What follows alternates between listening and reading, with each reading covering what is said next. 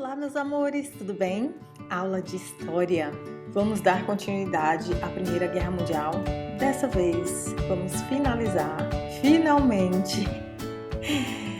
Então, fique comigo e vamos que vamos. Os tratados de paz do pós-guerra resultaram das negociações realizadas na Conferência de Paris em 1919 e 1920, na qual estiveram representados 32 países. Entre os participantes não havia participantes da Rússia nem dos países vencidos. Prenúncio, e isso só indicava que a paz não seria negociada, mas imposta às nações que estiveram ao lado da Tríplice Aliança. As potências vencedoras, Inglaterra, França, Itália, Estados Unidos e Japão, tinham o poder de decisão.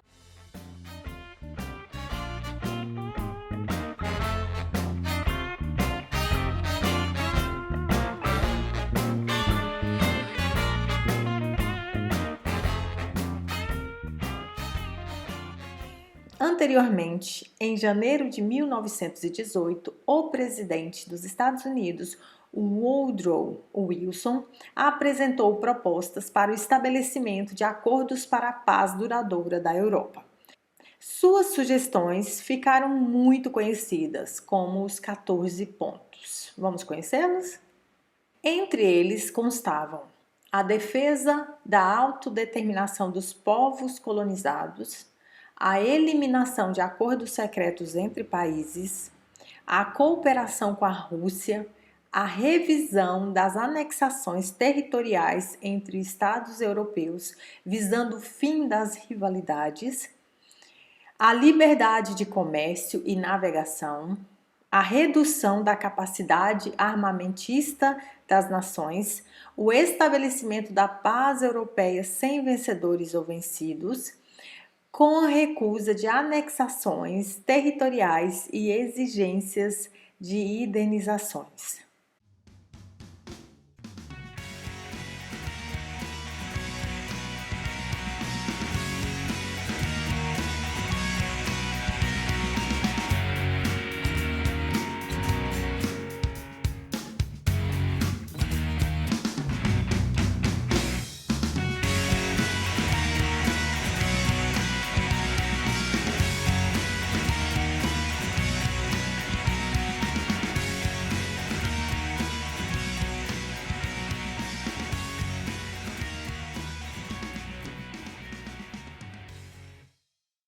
Além disso, propunha a criação de um órgão internacional responsável pelo arbitramento dos conflitos entre as nações, a Liga das Nações, para impedir outra guerra de grandes proporções. Não funcionou muito porque logo adiante veremos a Segunda Guerra Mundial. Entretanto, os 14 pontos foram desconsiderados pelos tratados firmados após a Conferência de Paris.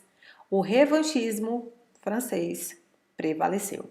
Os 27 países que fizeram parte da Entente consideraram a Alemanha o principal responsável pela guerra e em 28 de junho de 1919, o Tratado de Versalhes foi imposto à Alemanha. Em 440 artigos com punições severas, as sanções do Tratado de Versalhes visavam impedir o desenvolvimento econômico e o reerguimento do potencial militar dos alemães em curto ou médio prazo. Foi uma das maiores humilhações já impostas a uma nação até então.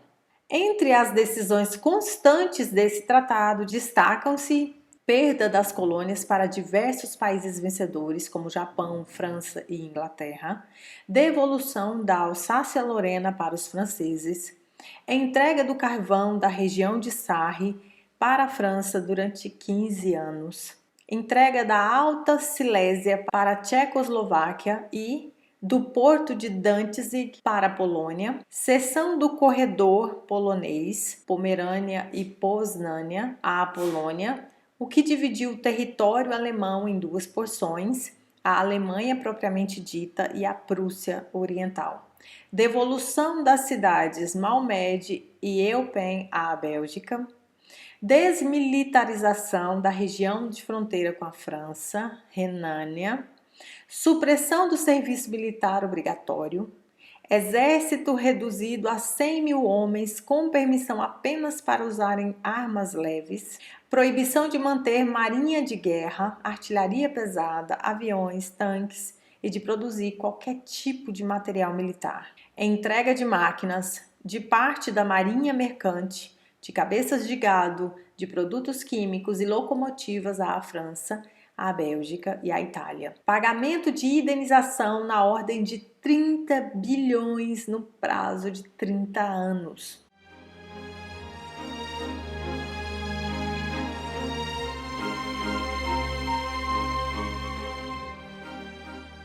Pela imposição desse tratado tão pesado, a Alemanha perdeu 12,5% do seu território e 12% de sua população, o que desencadeou uma grave crise.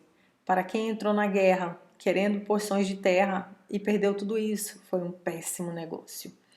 Com sede em Genebra, a Liga das Nações, ou Sociedade das Nações, foi fundada em abril de 1919, conforme proposta do presidente dos Estados Unidos, Woodrow Wilson. Contudo, não obteve êxito em seu objetivo de preservar a paz entre as nações. Foram assinados ainda diferentes tratados com outras nações derrotadas. Em 1919, o Império Austro-Húngaro deixou de existir. A Áustria foi forçada a reconhecer a independência da Hungria, da Polônia e da Tchecoslováquia e da Iugoslávia.